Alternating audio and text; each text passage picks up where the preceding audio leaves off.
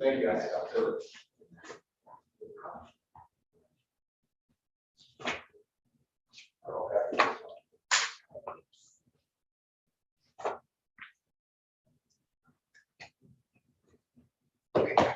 You guys don't have any objection. I'm going to kind of go through the agenda, then do the certification, then kind of split out something good, because then doesn't have to be a discussion. Okay, sounds good. Yeah. Cool. Very neat packet, I will say.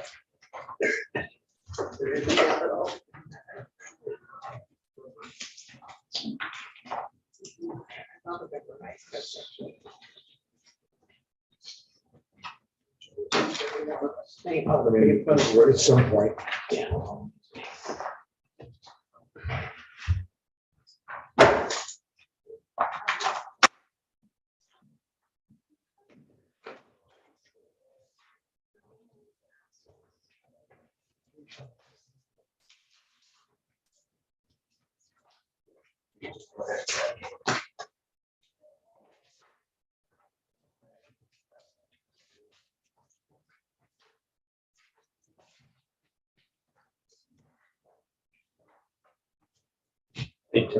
Good morning. Good morning.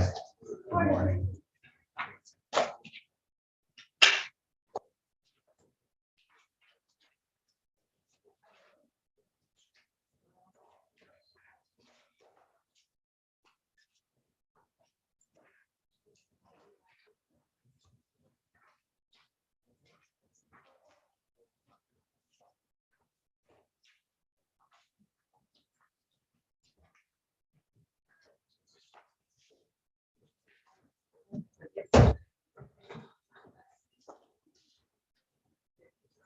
All right. There we go. Good morning, everybody. Thank you for being here. And why don't we rise to the Pledge of Allegiance, please? Allegiance to the flag of the United States of America and to the republic for which it stands, one nation, under God, indivisible, with liberty and justice for all. I will. Everyone had a wonderful Thanksgiving holiday, and I will note that all board members are present here. And I'm going to, with the permission of my colleagues, move around the agenda a bit and start with the and put the certification official results at the end. I will move to acknowledge the resignation from and the appointments to office, appointments to elected office. That resignation will be Christine McIntosh from Euclid City Council. And then the appointments elected office of Jennifer Decca for County Heights Board of Education, and Eric Moore, the City of Seven Hills Law Director. There's a second. Second. Thank you. Any question or comment? Hearing none, all in favor? Aye. Aye. Okay, it passes unanimously. And also the approval of a voucher. I will move to approve that voucher, but I do have a question if there's a second. Second. Mr. Pilati, thank you. Just kind of tee it up. What's the renewal of the call center on-premises software support for a period of 12 months? Just kind of the history of that. Should know that. Okay, so I'll need some assistance with Sure. this. Shakira Walker, fiscal manager here at Board of Elections. So what this is when throughout the years, our 443 vote number, this is the renewal to run that number externally. Cuyahoga County has a contract with TEC, but some of the things that the Board of Election needs, we had to have some additional support for that IVR service. So TEC is the telephone provider. Right.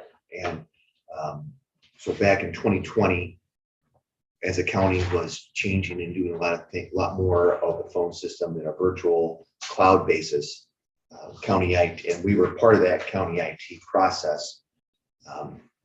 We had to come out from underneath that for the county because of, as Sean Keita said, the self-service functioning that we have on our phone, so you can track your ballot, find out your registration information, all those things. That ties into a copy of the voter registration database.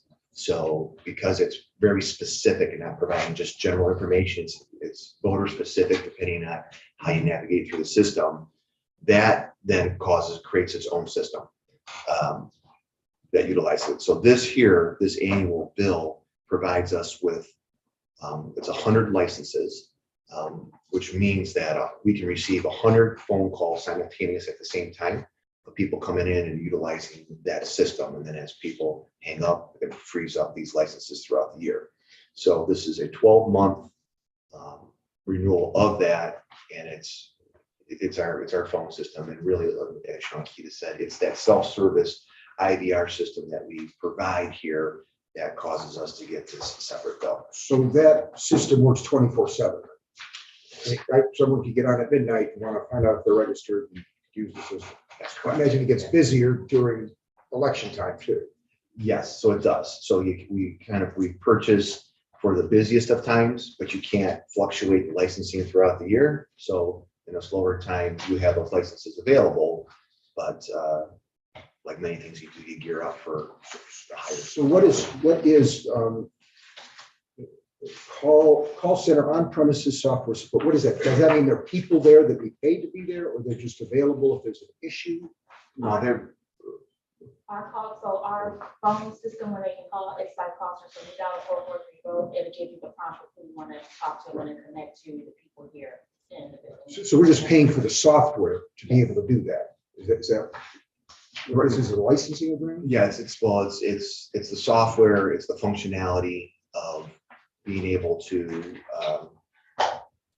have 100 units of this ability for people to access the system. So to do the data dips, within the data dips is when it's taking, getting the information out of the copy of the registration database and that. So the call center is just the phone system in general. And then we do have employees who are logged in. So we do have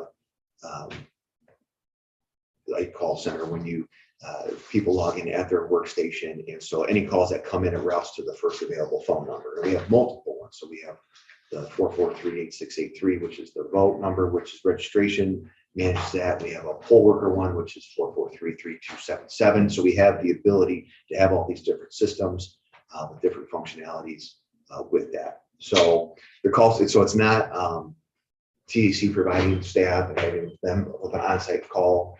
If they provide assistance to us, so if we need something on a technical basis, we call to them and they're able to go ahead and troubleshoot and provide a fix to it.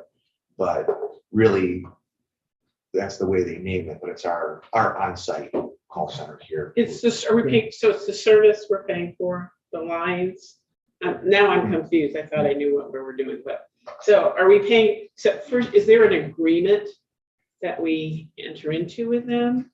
And has that agreement been reviewed for providing us this service to us? So the agreement is with Cuyahoga County. Oh, okay. We're a subset because what we need Okay.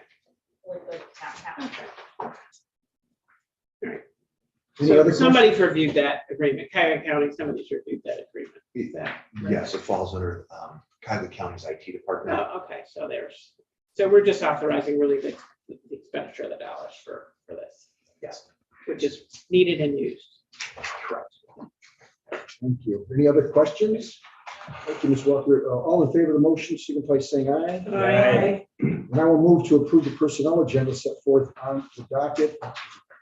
Calls for 6.44 market rate adjustment for all non-bargaining unclassified employees of the board. If there's a second. Second. Thank you. I have a question. Yes, please. So does this apply to board members? I'm asking because are we to vote on something where we receive I'm just making sure we're not voting on something where we benefit. Unfortunately, it does not apply to the board members. So I just wanted to make sure. Right, because there is that specific section of the code that based on population sets your salary. Right, good. Just want to make sure we weren't voting. So Mike, thank you. Excellent question. So what my question to you, Mr. Flatty, is do they give it? Obviously, they're giving us the money for this raise for our employees, number one. Number two, what does this do? Does this raise the salary bands for people? So if someone's at the top of their band, do they go to a new band? Or is that band increased by 6%? How does that work? First question, as far as Office of Budget and Management, yes, the part of this legislation is that Office of Budget and Management was directed to fund the impacted agencies with the funds, and those funds have already been placed into the appropriate budgets. So this is not something where we go into our own budget to get it. The county made an additional appropriation for us. The other part is part of, so Archer Company, who we had contracted with, is also the county contracted with, and County Office of Human Resources, along with, they have a personnel review commission who assists with HR. They, with Archer, those three entities engaged in this process. And through that process, Archer came back and said that the entire salary range should be increased by 6.44, as well as all employees, regardless of where they fall in that range, they also would be increased by 6.44. So to the one question you had of if someone was at the top, does that push them to the next? No, because the whole schedule increases and then everybody in that schedule increases likewise. Now that's for people who are, so the county has a separate salary schedule than what we have. We have our own that Archer created based on our jobs here. The legislation also then goes on to talk about unclassified employees, which the county executive has unclassified employees. Directors and high-level administrators are unclassified, so they are getting that rate, as well as everyone here at the Board of Elections. We're actually all unclassified employees pursuant to Title 35 of the revised code. So the band doesn't change except for the amounts in the band, within the bands change. Is that what I'm understanding? Yeah, The so- classifications that Archer study put in place do not change, but the amounts within each band will change in connection with the increase. So for example, band 3 started at $10 and ended at $20. It would now be $16 and whatever And change, right. other one would be. Yeah.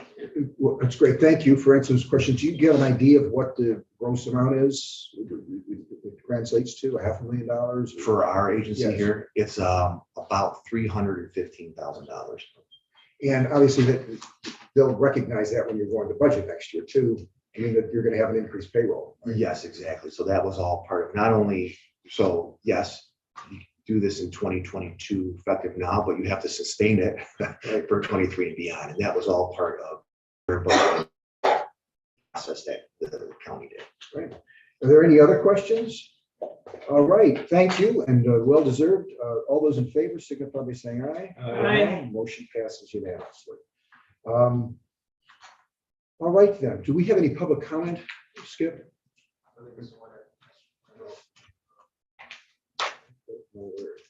Oh, yeah, there was one here. Yes, Mr. Charles Drake. Mr. Drake?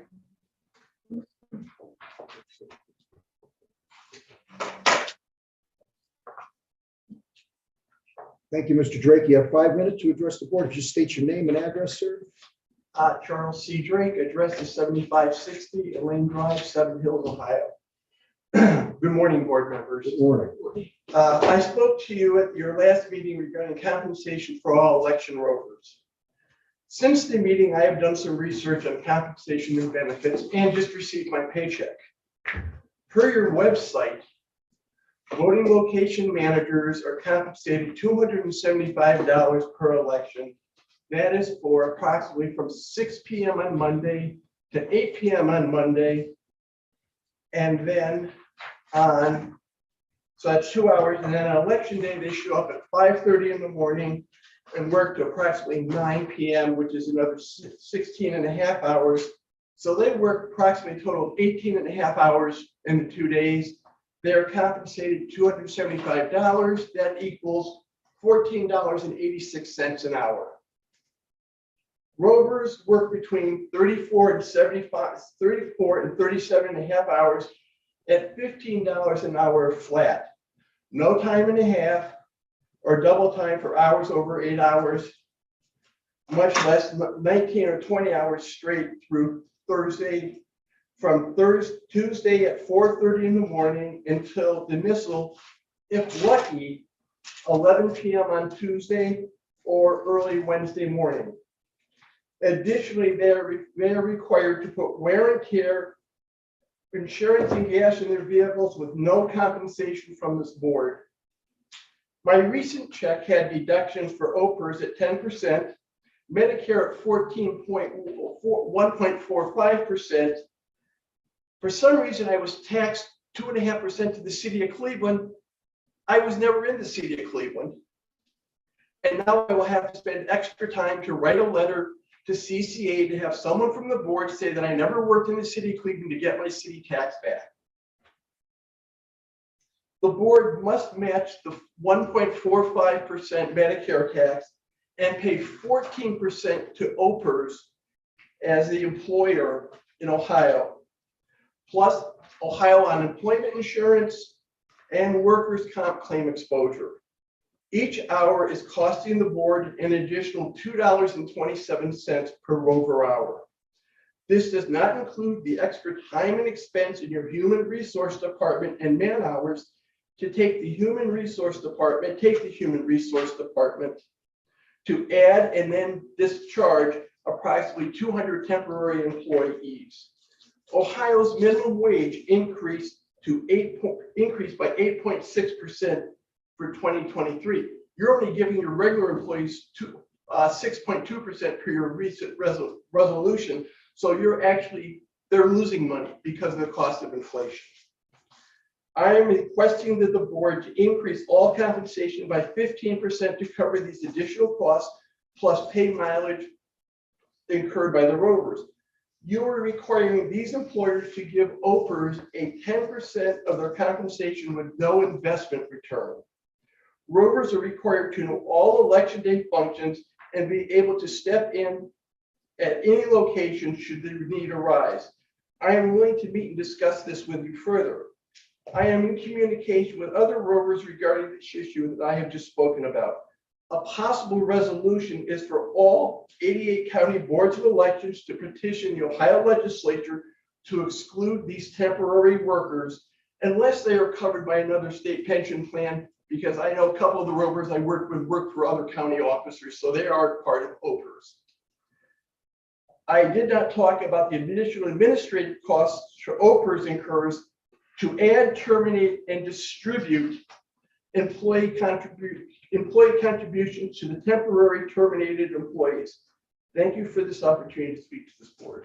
Mr. Drain, thank you for your thoughtful comments. I think we all agree we can try to increase the pay for the important work you all do.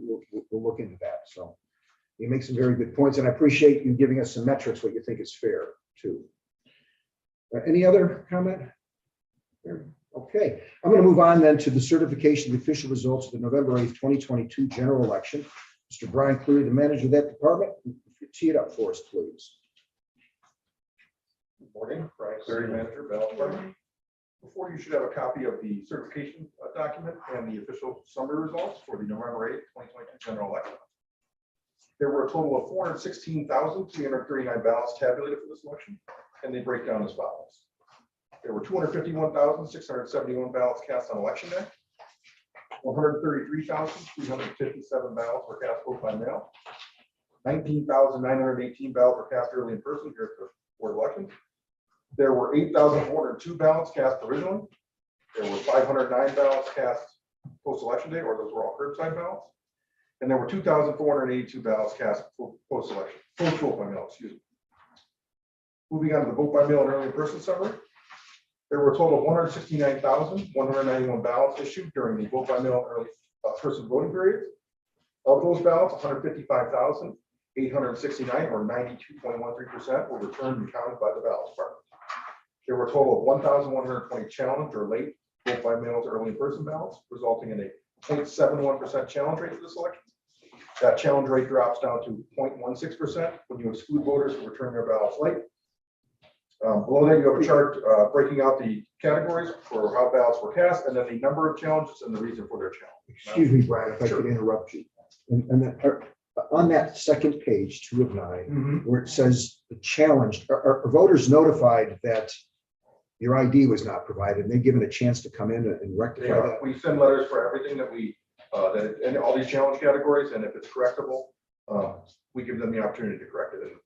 So if it says signature not provided, 39, does that mean we notified 39 people, or we've notified 100 people? We notified more people than that. These 39 never responded to any of our correspondence that we sent to them. These are the ones that actually end up staying challenged. There were much more than that were actually corrected during the election. I see. Okay, thank you. And those numbers are available in the daily reports that we have. If I can just build upon that, there's actually a Secretary of State form called 11S, and that's what we send out to these individuals for them to They just need to complete the part that was absent and send that back.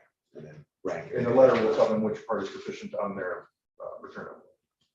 Thank you. Any other questions on the 4.0 prison center? Hearing none, moving on to the provisional voting summary. A total of 9,201 provisional ballots were cast during this election. Of those ballots, 8,406 ballots, or 91.36%, were valid and tabulated by the ballot department. We actually tallied from the first page. If you look, it's 8,402. There were 4 page ones that were not returned with the provisional ballots, so that's why the number is different by 4. Our system only ticks up on page 1, so we got a page 2 and a 3 for these 4 ballots. So those voters still got credit for voting. They just did not return a page 1. There were 795 invalid provisional ballots, resulting in an 8.64% rejection rate for the selection. That rejection rate drops to 3.53% when you exclude people who've already cast a vote by mail ballot or not registered for the election law. And below that, you have a chart, again, listing all the reasons for the rejections and the number that falls in each of those categories. Excuse me, Brian, another question. And so voted absentee challenge that, and then down in the pie chart, it says voted absentee not registered. Was that the challenge that they voted absentee and they weren't registered, or how, what if you can? So a voted absentee challenge is kind of what we talked about before, in that someone did submit a vote by mail ballot. There was a deficiency. We sent the 11S. They didn't send it back to correct it. They go to the polls vote provisional. We can't accept that provisional. The only way that their ballot can be cured is they have to cure the vote by mail. So that's a vote by mail challenge.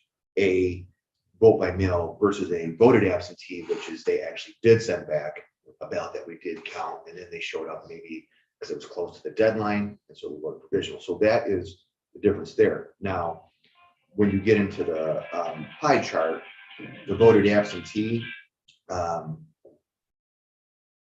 these are individuals. So actually Betty, that voted absentee is representing, I believe, rejections, valid, provisionals, not registered.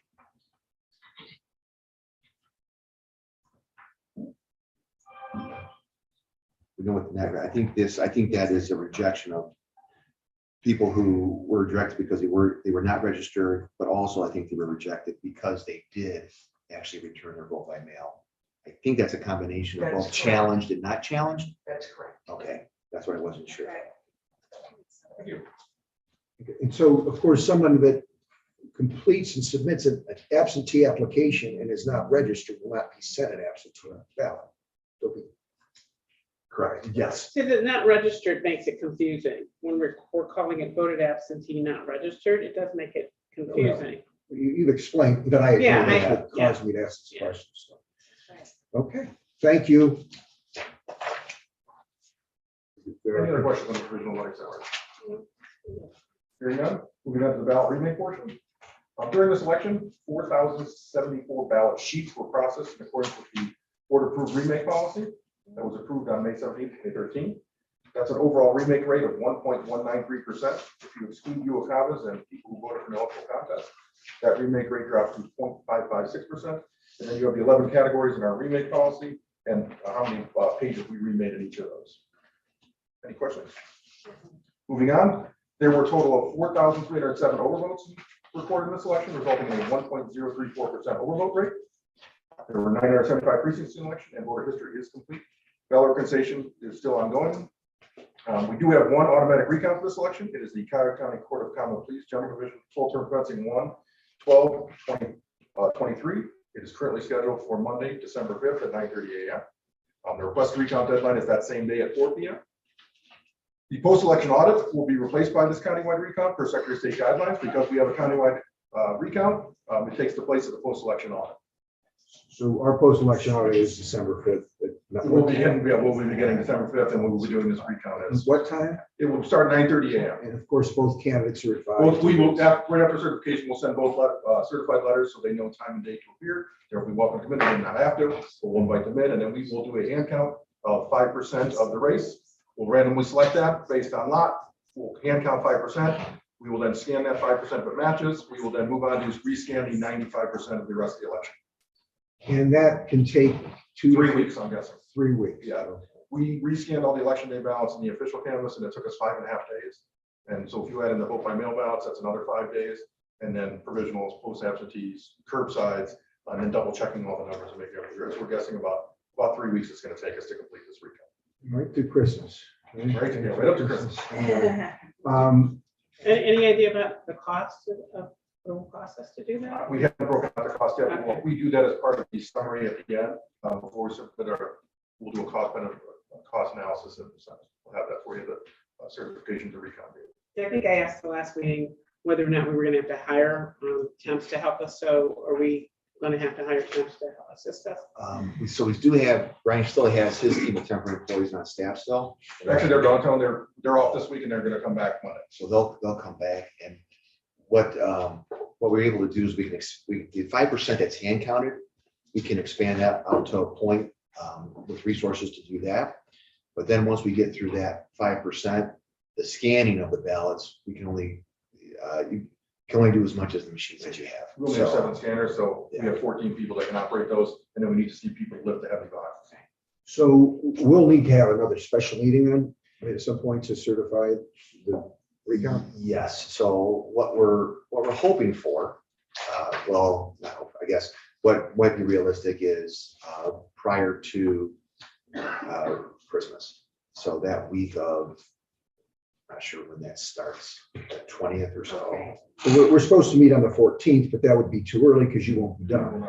The only alternative would be to move the 14th if it's possible to the end of the month where you could, but we'll wait to hear from you. I guess I just want to let The 26th is a the colleagues, my colleagues know that we're going to have a special meeting at some point. Yes. Because the term that you're doing the recount for doesn't begin until I believe January 2nd or It so. is January 12th. 12th, The so term begins. you'll have this done before Yes. that. Yes. What's the latest possible day that we could do it is to do that? If you take a look at that, because I believe the UM says we have to serve it within 5 to 10 days after completion, so I'll look into that exactly what the UM says. I'm not sure on the exact Yeah. date. And again, it'll depend on how long it takes us to get through. Well, I'm sure you'll have that conversation. Mary can set out some dates for us and then we can all weigh in on Yeah. when we're available. And if there's a way to move that meeting on the 14th to, instead of meeting on the 14th, then let's do that. But otherwise, I understand it may not be possible.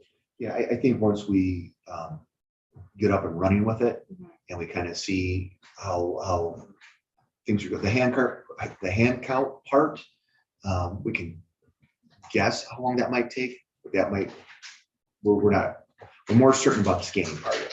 Like we kind of know what our throughput is on that, so we'll see how we go. And Brian will be, the plan is to work 10-hour days at this point, Monday through Friday. And depending on how things are looking, if we need to throw some weekend days in there, we can. but it is possible if it takes 3 weeks. We're looking at the 26th of December, right? 1, 2, 3, and then it's 10 to 15 days after we complete. I think it's 5. Oh, 5 days So after. the we 30th? Or Okay, I'm just trying to get a sense. So they're right. So potentially it could be within 5 days within 5 days. of the 26th. Yeah, we'll do it. We'll work it Okay. out. We always do. Yep, So okay, no worries. I understand it's a busy time. Any other, so Brian, is there anything left with you? No, just the rest of the document is just historical data comparing like elections to this one, and it's shows how this is trying to get up close. Were you able to keep up with him? Yeah, he talks so fast. I get nervous about this. Oh, that's just- Yeah. He doesn't drink coffee. We had a stroke of midnight and passed the. So I'm going to move to acknowledge the date, time, and place of the post-election audit for November 8th, 2022 general election. That date and time is December 5th, 2022 at 9:30 a.m. here at our warehouse on Hamilton, correct? Okay, Wait a second. okay. Any questions about that? Okay, none, hearing none. All those in favor? Aye. All right. And then we have the matter of the South Euclid judgeship race that, is something we've discussed publicly. And I know there's going to be some more discussion about that. I would like to make motions. I think it's appropriate to do these authorizations for all races, because that's all we're doing. And then I'm going to make a motion to certify the results except for South Euclid. And so then we can move on to that. So I'm going to move to authorize and approve the remake of the optical sand ballots for November 8th, 2022 general election. If there's a second. Second. Thank you. Any question or comment? Okay, hearing none, all in favor, aye. Aye. Passes unanimously. And then I'm going to move to authorize to approve the absentee ballots from the November 8th, 2022 general election. If there's a second. Second. Thank you. Any question? The comment, hearing none, all in favor, aye. Aye. And motion passes. And then I will move to authorize to approve the provisional ballots from the November 8th, 2022 general election. There's a second. Second. Any question or comment? Hearing none, all in favor, aye. Aye. And then I will move to acknowledge the pre and post test results. I believe that's been circulated to all the board members of the vote tabulation system for the November 8th, 2022 general election. If there's a second. Second. Any question or comment? All in favor, Aye. And then I will move to acknowledge the official district-wide results of the November 8th, 2022 general election for Cuyahoga, Holmes, Medina, and Wayne counties. If there's a second. Second. Okay, any question or comment? Hearing none, all in favor, aye. Aye. And then I will, with the exception of the South Euclid Municipal Court race, move to certify the official results of the November 8th, 2022 general election. If there's a second. Second. Okay, any question or comment about that? Hearing none, all in favor signify by saying aye. Aye. Okay, then on to the South Euclid Municipal Court race. We have to discuss this as a board, whether to certify this race. And I'm not speaking for the board, but that's just my take. Just to kind of set things up here, Mark Musson has provided us with a memorandum, a legal opinion on Friday, the November 22nd, concerning this matter. 25th. 25th, thank you, Rhina Joe. I have just, and I know over the weekend, I just recently sent out, I don't know if my colleagues have an email this morning, forwarding some cases that Mary Bijani, I think, provided us. I don't know that you've had a reason to look at or time to look at this point, and it'll be, I just wanted to ask some questions in that regard. I provided that to Mr. Musson to look at.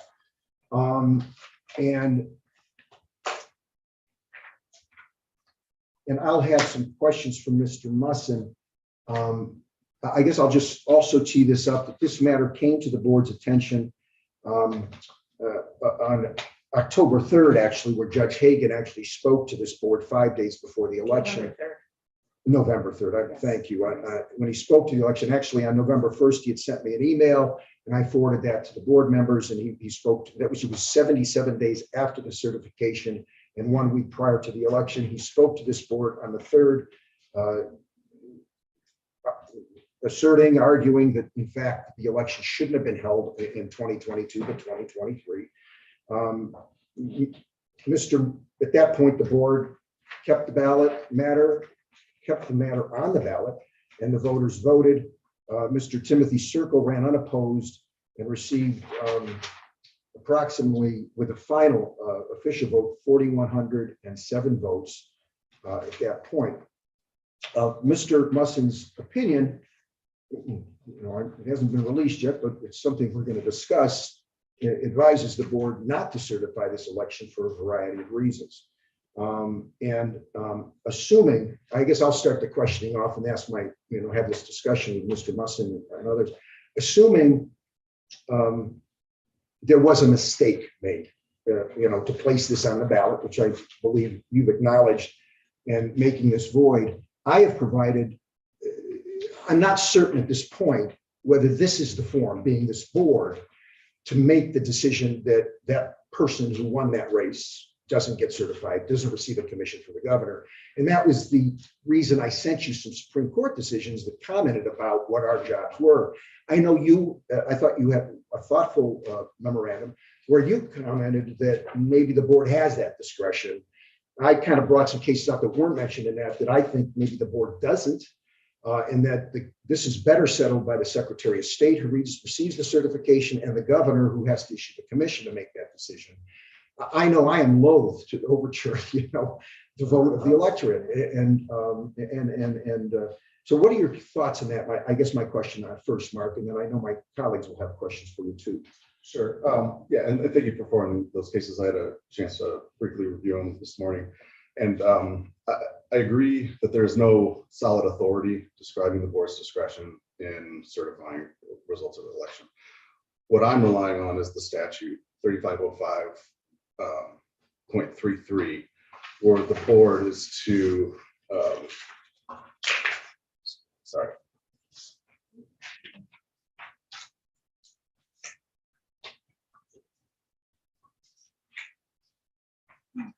Determine and declare the results of the election in which the electors were entitled to vote. When the board certifies the election, it makes that determination and makes that declaration based on the results where the electors were entitled to vote.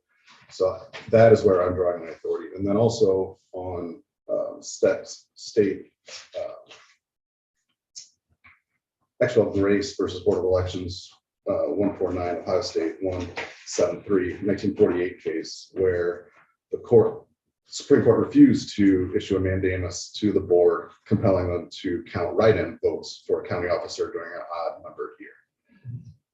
It's not exactly a point because write-in is different than where a candidate's certified and it is a valid.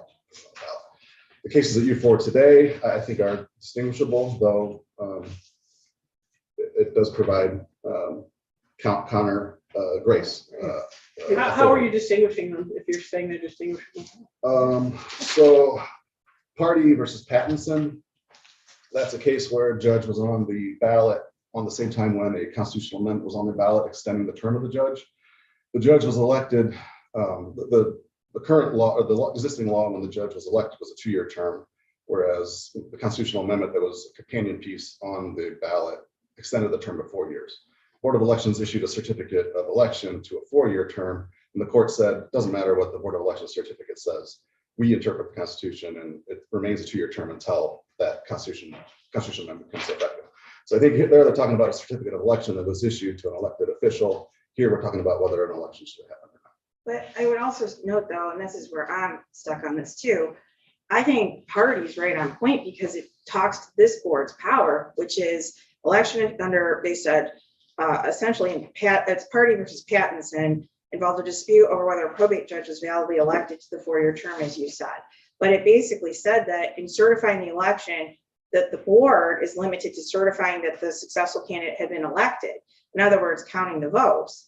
We're not to decide a disputed term of office. We're just to certify the results. That case is pretty clear on that. Election officials who are required to declare the results of a special or general election in which persons who are elected to offices shall issue. And that's revised code 3505.38, I believe. So I think that's where I feel the ministerial argument of this process. I mean, we just heard, Mr. Cleary's report. It was very ministerial. It was a discussion on ballots, what was counted. We're not getting into every race. Like, was this appropriate? So I have other questions I can reserve. Just to kind of piggyback on that. Yeah. Well, not really piggyback, but to further distinguish it, I think that addresses sort of the ministerial part, that one piece of it, but it doesn't address, and what I think is further distinguishable possibly, is the entitlement to vote. I don't think this case involved the elector's entitlement to vote, and I think counsel's basing his argument on, or his recommendation on, our due, because there was, because the election was void and a nullity because they had no entitlement to vote at the beginning, that is another differentiating piece. That's what it sounds But like. that's not the board saying that. That was a court reviewing it, which is where, to your point, is this the right body? And if anything, that case specifically says, hey, board elections level, count the votes. You're ministerial, and it's for the next step to decide whether to issue that. Thank you, Lisa. Yeah. And pick up on both your thoughtful comments is and Mark's yours too. In taking that, because I think the opinion relies a lot on 3505.33 in this term, in which electors were entitled to vote in a general special election. I think the reasoning is, well, it's a void election because it was on the right date, therefore they weren't entitled. But in your memorandum, and you talk about certification on page 3, you note that the board was without authority to invalidate his nominating petitions on its own initiative because we would have violated certain code sections because it wasn't done within a certain period of time. And given the terms of the statute, you really had no choice as a board to reject those opinions or keep this issue off the ballot. Now that the vote has occurred, you're saying, but didn't they in fact, because we couldn't under the law prevent them from voting, they were in fact entitled to vote in that election. Entitled to vote because the law says they were entitled to vote. Now, after the fact, that's a distinction that means a lot. So while you use it for not your opinion, I understand what you're saying, but I think my logical reasoning supports the position that they were in fact entitled to vote because we couldn't take it off the ballot. It was no fault of their own, and therefore we cannot, not certify that race. So I'm interested in your thoughts on that. Sure, and I think that's an issue dealing with protests and the timing of protests and the board's ability to remove a candidate based on the qualifications of the candidate itself. I don't think here we're talking about the candidate's qualifications. We're talking about whether or not the election should have been held. So I think the timing of the protest and the timing of removing a candidate from the ballot is separate and apart from the board's point where they're at now, certifying the election. But I would ask though, that statute, which does deal with whether or not we could change a ballot when the ship's left the port, so to speak, and ballots are in the field, doesn't make that distinction on whether or not, because there's a variety of issues, like perhaps there was a charter language that prevented us from putting an issue on the ballot. Perhaps there was another statute, which maybe something else shouldn't have been on the ballot. But once that, it's not clear, it doesn't make that distinction that you're making. It just says, nope, ballots in the field, these are the deadlines. It's sort of a statutory scheme. And this board took several unanimous votes on legal counsel's advice to put this on the ballot, so this action is sort of an end round, so to speak, of the initial statute that we couldn't touch it before the election, but now in what I feel is a ministerial process, we're able to sort of circumvent that other statute. That's what I'm struggling with. And still, I also think, we had these dates and deadlines very set, clear in the law. And that's what election law is about, having these dates and deadlines that remain stable. So there's transparency and trust in the election process. And there isn't really exceptions, the deadlines that are the deadlines. So, and this was publicly posted. So I guess that's my other part of that. Yes. I don't see it as an end around. I think it's a linear progression. The ballot becomes fixed, but the board can correct its mistake before certification. But we didn't correct it because we didn't have time to correct it. And so here's a question: if we don't certify this race and the results of this race, rather, are we compounding the error and are we disenfranchising the voters? That's really the question from my perspective. I mean, it's one thing we couldn't correct it. There was an error. We couldn't correct it. But now if we don't, is this a correction issue or are we compounding the error by certifying the results? I don't think so. I think we're correcting, mitigating, and I do bear responsibility for the initial placement on the ballot. And I think we are not compounding the error. We would compound the error by pushing this through, not pushing it through, but certifying it and turning a blind eye to the error. if I can follow up with another question, if you don't mind. Yeah, go ahead. Okay, but I also think there's different questions. Whether or not this should have been on the ballot is a separate question in my mind than when we first addressed the issue, if we were able to do anything. And it wasn't, Judge Brian Hagan, it was an informal comment. It wasn't even an official protest, technically, before the body. And even as we sit here today, this is sua sponte, so to speak, because there isn't really anything before us. But that being said, obviously, we want to get it right. But to her sort of question to you, I do have trouble disenfranchising an election that went forward and throwing out, what was it, 4,107 votes, because before we couldn't, and it seems to me that if we couldn't before the election, now that the results are fixed, and let's say it was a contested election, we would be able to sort of disregard that. I think that's where I'm having trouble with.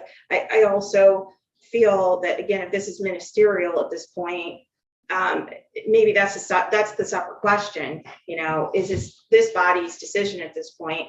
If those deadlines passed under the Ohio Revised Code, that section, and hands were tied, is it our duty then to try to fix it?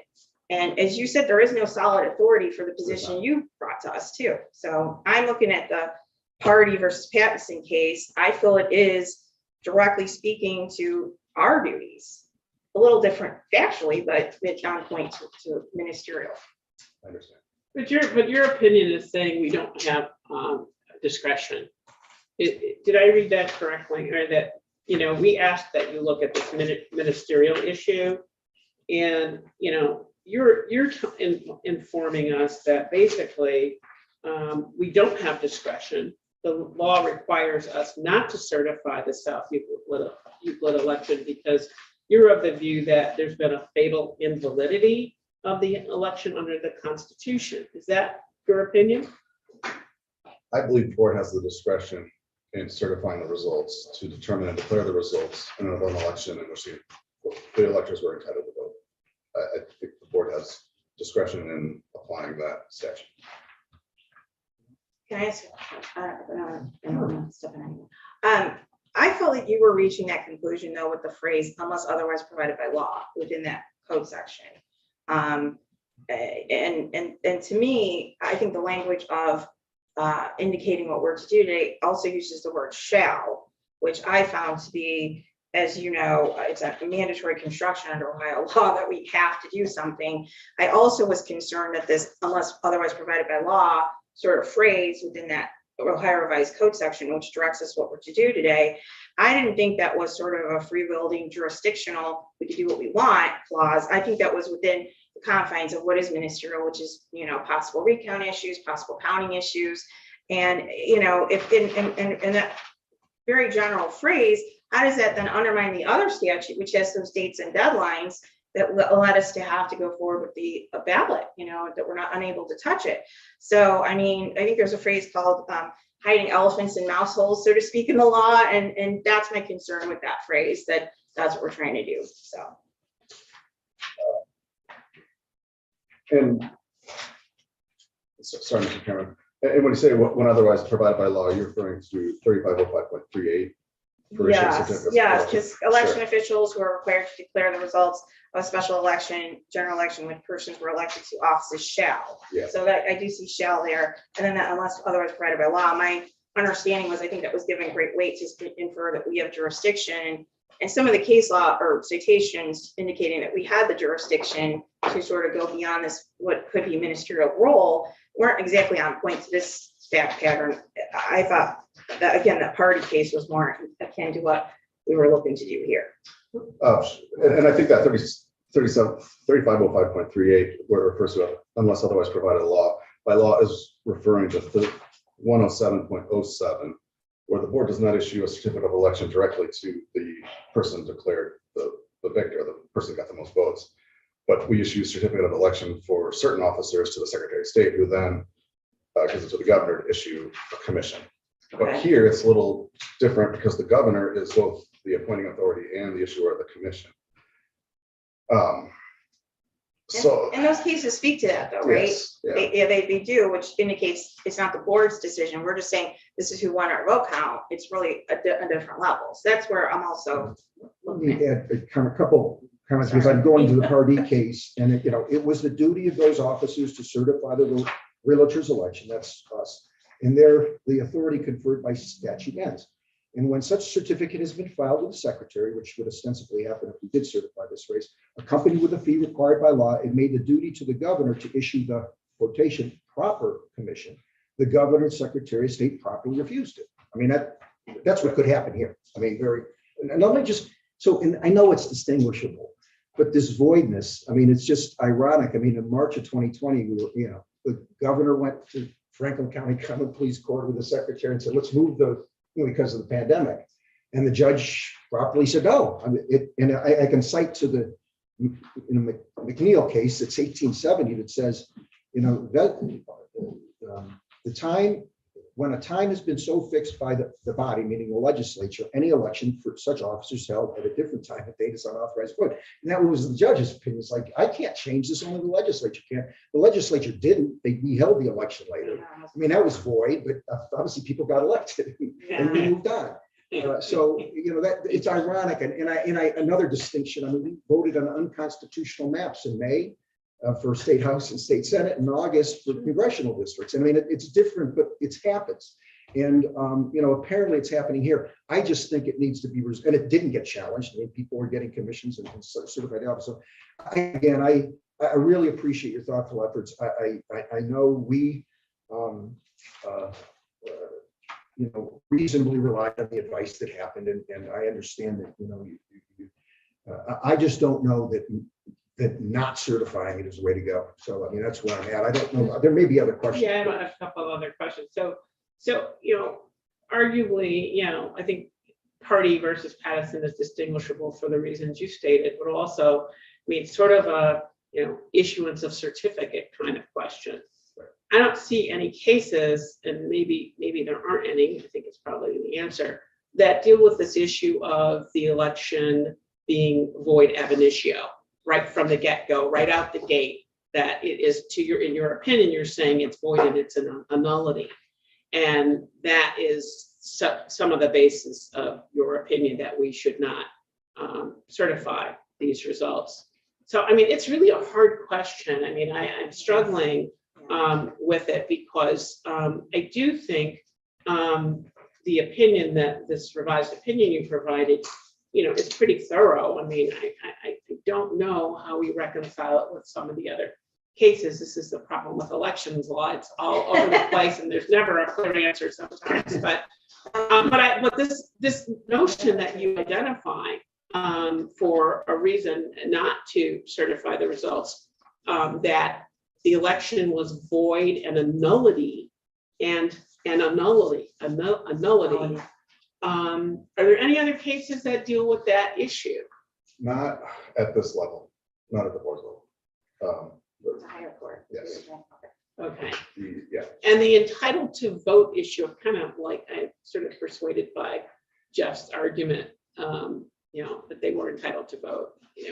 We're saying that it was a nullity and therefore the statute says, and they were otherwise not entitled to vote. I'm struggling with that because if we had it on the ballot and we didn't take it off the ballot or otherwise we didn't even issue a notice saying,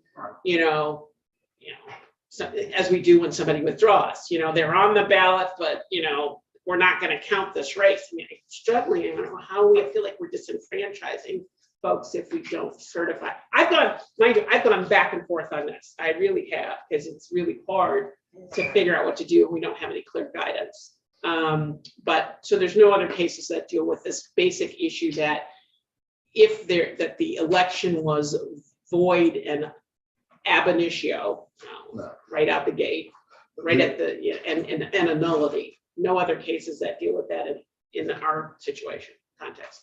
No, the only one that I can identify that's close to certifying the results and not there's the results and then the issuing a certificate of election. Most of the ones that I've been relying on is issuing a certificate of election.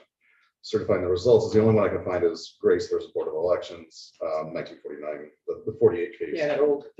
Yeah, the board's not obligated to count write-in folks. So no, I cannot. I don't have any solid. Do you see any distinction between, the write-in votes and our current situation? Yes, and I don't know what the law was for write-in candidates back in the day, but it seemed that the electors just took it upon themselves. The guy that wanted to run for the county office during an odd number of year had his friends write in his name on the ballot, and then the board just ignored the writings on the ballot because it wasn't an official race. And then the court said, no, the board doesn't have to count those write-in votes and certify that because it's an odd number year and it's not a proper year to have an election. One other question, this is for Tony. Did the Secretary of State give us any advice about, or maybe did you talk to counsel at Secretary of State's office? Did we get any advice from the Secretary of State about how to handle this situation? I did not. Okay, we didn't get anything? I think the comment in the paper, that's what I would base it on, is their position isn't up, it hasn't bubbled up to our level yet. Right. Yeah. And depending on how our vote goes, it may, or one way or the other, it will. Well, sometimes they give us, even if it hasn't bubbled up, if we reach out and ask for, their assistance or their take, but oftentimes they will simply say, refer to your prosecutor, which is why actually, I would, have always been sort of let's not release the, waive a privilege and release the opinion, but I'm sort of inclined to have the board consider releasing this opinion so they know, what the heck we're up here discussing. I mean, Yeah. folks are probably, what's distinguishable from this and that. And That's right. That would be This is helpful. very- I don't want to, I'm going to make a motion. It doesn't preclude any further questions or comments to Mark and to continue, but I am going to move to certify the South Euclid election if there's a second. I'll second. Okay, is there continued discussion on this matter? Because we've done that and we've got a motion at least in front of us. Does that include releasing the opinion too? Well, that would be a separate motion. Okay. Well, I'd like to make a motion to release the. Okay, then I will, go ahead, make a motion. I'm moving that we release the opinion of our council dated November 25th, 2022 about the South Euclid Municipal I will Court. second that. Yes. Okay, are there any questions or comments on Joe's motion? No, I mean, I think it's like half a discussion, so I think it's important to release it so we don't really, yeah, I agree. Okay, and then hearing no further questions, all in favor? Aye. Aye. Okay, and foresight, if anybody would like a copy, I know Mr. Johnny has some copies. Asked her to place that first, so. Now, back to my motion that to certify, Can Go I ahead. ask Yes, a question please. before Oh, we yes, take any that's action on that the motion? purpose, yes. So, I mean, we've gone back and forth. I mean, this is really the second memo you've given us on this. I mean, it just, how confident are you feeling about this? I mean, I don't feel confident about, I mean, I think you make some really good arguments here. But, there's other arguments that are equally kind of compelling as well. And honestly, I don't know what to do exactly. I'm leaning, here and then there. I don't normally like to not follow the advice of legal counsel, but I'm not sure. Are you confident that this, in the opinion that you provided to us? Yes, I stand behind the opinion. Yes. Well, and in terms of whether or not this should have been on the ballot, see, again, I'm looking at this as two issues. Because where you said there is no solid authority is the issue that I'm stuck on, which is this ministerial our role today? Even the way we receive the information as we're analyzing the other results. Again, the party case, additional case law provided by Chairman Hastings on this, and then my own review of statute and the fact that I think it's a shall, and it's pretty clear. And that's where I'm stuck on. So being confident as to maybe the underlying question is one part of it, but that's the part where, again, you admit there's no clear authority. That's where I'm stuck. And it's hard for me to, if I couldn't act as a board, we couldn't act before because of Ohio Revised Code, which was very clear with dates and deadlines. I think we need to provide stability to the public, rely on these dates and deadlines, not open Pandora's box that we have this power to sort of do a post review in absence of clear authority. And there were over 4,000 votes cast, and that's where I'm stuck, and it's weighing on me. Yeah, I think, I would just say, I think the opinion is a good one. And I understand why you're saying you stand behind it. I mean, there are arguments here that are compelling, but, as sitting in this position and taking my legal hat off, I don't think I can disenfranchise for 4,100 people. I just, I just don't see how, and I can make an argument too that, this is ministerial. These are the results.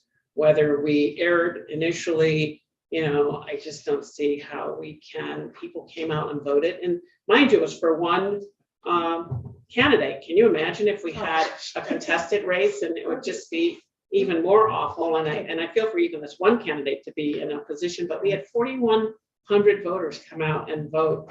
So I've gone back and forth on this, but taking off my legal hat, because actually that's not really my job when I'm up here. I can't help myself sometimes, but I think I'm going to have to support the motion based on my reluctance to disenfranchise 4,100 people. Thank you, Anna Jo, for your comments. I echo your concerns, and I do believe, and there's a paucity of case law in this matter, as we all acknowledge, that in fact, the term which electors were entitled to vote in any general special election, I believe they were, that based on the fact that the law prohibited us from not allowing them to do that. And I do think it's a close call, but if I'm going to err, I want to err on part of including this vote here. And this will resolve itself at some point. It's either going to happen here or down with the Secretary of State and Governor. So I, of course, will support my motion too. Terry, support. Okay. Lisa? Yes, Okay. I outlined your earlier questions and All right. thoughts, so I concur. All right. So hearing no other comment, all those in favor of the motion signify by saying aye. Aye. Motion passes unanimously. Thank you. We'll make part of the record, of course, Mark's opinion. And we have a transcript of our, I think, a very in-depth, thoughtful discussion. Mark, thank you for your efforts on this matter. And I will also ask that some of the documents that I submitted here for the board be included in any record should someone, for some reason, want to. I do want to say, council, I mean, you know, I do appreciate your work. Yes. Because it is really hard. Nobody has a crystal ball to know, especially when there's conflict, you know, the legal arguments are compelling and convincing, and there's no very clear definitive guidance. So I do appreciate your November 25th opinion and the work you put into it. Thank you very much. Yeah, No, no, we're- thank you. I we're- appreciate that, thank you yeah. very much. Hearing no other business in front of the board, I will move to adjourn and we'll schedule a new date when we have to. Okay, everyone have a wonderful holiday season. Thank you. Second, Okay, all second. in favor, aye? Aye. The 14th is subject to change. Subject to change. Now, I can make that meeting, but I can't make anything else. What about the Unless- the problem? I'm leaving on the 15th. Right.